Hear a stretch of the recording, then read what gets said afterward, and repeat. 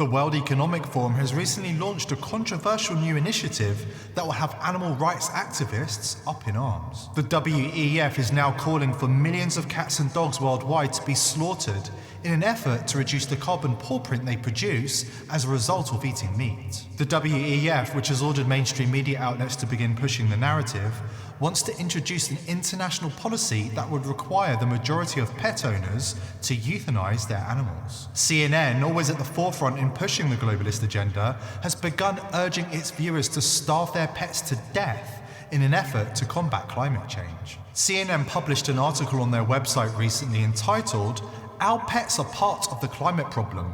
These tips can help you minimize their carbon footprints." In the article, the liberal sadists at CNN argue that the meat-heavy diet of many household pets is causing planet-warming gases to be released into the atmosphere.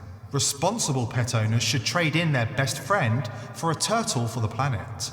Snakes, turtles, and reptiles can have a really low impact, CNN suggests. Your kitty cat and Pooch, CNN explains, are going to have to eat bugs just like you, assuming Klaus Schwab allows you to keep them at all in the future. Bloomberg, another mouthpiece for the global elite, jumped onto the bandwagon at the same time, urging pet owners to let their pets die to fight inflation.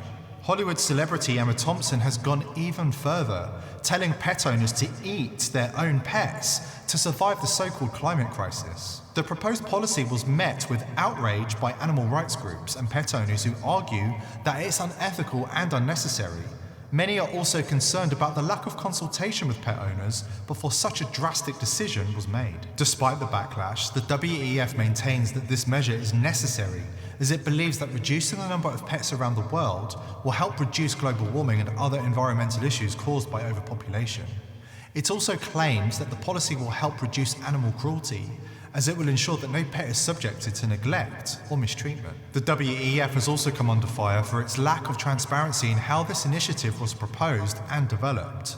The organisation has yet to provide any evidence that suggests euthanizing pets will have a positive impact on the environment or combat animal cruelty. However, if you've been paying attention to the WEF's policies in recent times, you'll realise that this is not really about saving the world. WEF policies all have one thing in common. They dehumanize, degrade, and mock us.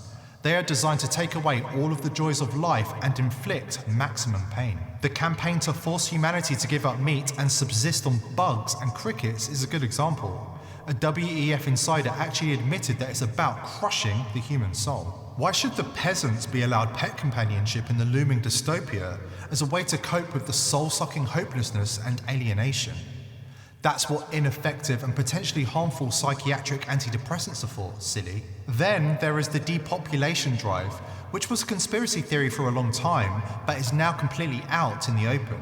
They aren't even trying to keep it a secret anymore. According to these two WEF stooges, all religious groups are opposed to the World Economic Forum because religions want more souls and the WEF wants less on the planet. So in the session we just attended here at the Economic Forum, I think there was a sense of relief actually in your frankness. You brought up some issues that others are reluctant to bring up. That's my trouble. Always.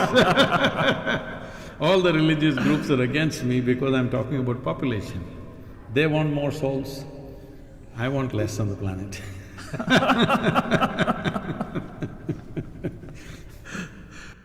At what point do we stop and say, enough? How many times does the World Economic Forum have to declare their sinister intentions before the world stops and listens? Klaus Schwab's right-hand man, Yuval Noah Harari, who has a history of saying the quiet part out loud, last week admitted what many people have long suspected. According to Harari, who is promoting his new book, the big political question of the 21st century is, what do we need so many humans for? A lot of people sense that they are being left behind and left out of the story, even if their material conditions are still relatively good. In the 20th century, what was common to all the stories, the liberal, the fascist, the communist, is that the big heroes of the story were the common people. Not necessarily all people, but if you lived, say, I don't know, in the Soviet Union in the 1930s, life was very grim. But when you looked at the propaganda posters on the walls, that depicted the glorious future, you were there. You looked at the posters which showed steel workers and farmers in heroic poses. And it was obvious that this is the future. Now, when people look at the posters on the walls or listen to TED Talks, they hear a lot of, these big ideas and big words about machine learning and genetic engineering and blockchain and globalization, and they are not there. They are no longer part of the story of the future.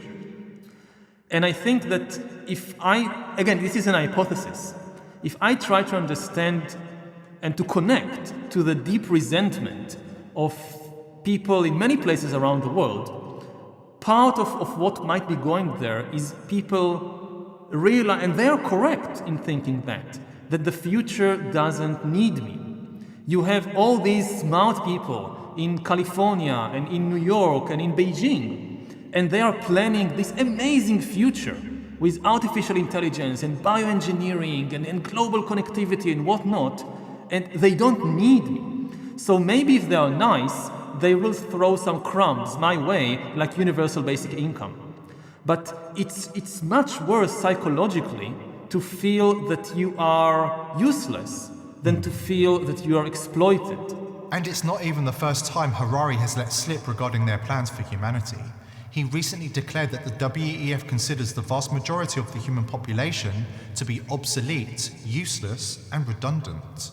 The WEF advisor assessed the widespread anxiety among common people as being rooted in a fear of being left behind in a future run by smart people. Such fears are justified, according to Harari, who spoke on behalf of the elites and confirmed, "We just don't need the vast majority of you." If you go back to the middle of the 20th century, and it doesn't matter if you're in the United States with Roosevelt, or if you're in Germany with Hitler, or if you're in the USSR with Stalin, and you think about building the future, then your building materials are those millions of people who are working hard in the factories, in the farms, the soldiers you need them. You don't have any kind of future without them.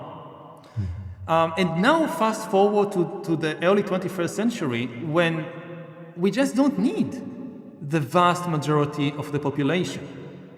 Because the future is about developing more and more sophisticated technology, like, again, artificial intelligence, bioengineering. Most people don't contribute anything to that, except perhaps for their data. And whatever people are still doing, which is useful, these technologies increasingly will make redundant and will make it possible to replace the people. Of course, the mainstream has been co-opted by the World Economic Forum, and they'll try to cancel you if you dare to speak any sense about any of these issues.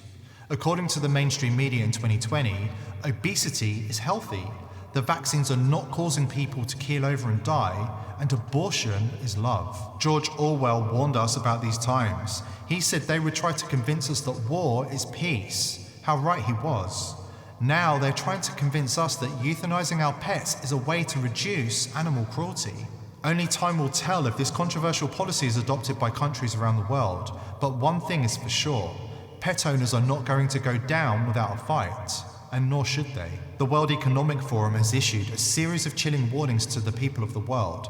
Hand over your sovereignty to the global elite, or face certain death. The power-hungry cabal of billionaires and politicians has long plotted to enslave the masses, and now they're making their move. If we refuse to comply with their demands, the WEF warns, we will face certain doom.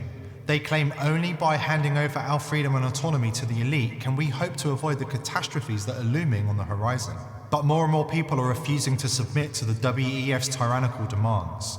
Brave activists and rebels are rising up to fight back against the global elite, determined to defend their sovereignty at any cost, determined to protect their families and those they love. Will you join them in the fight for freedom, or will you cower in fear and submit to the demands of the global elite?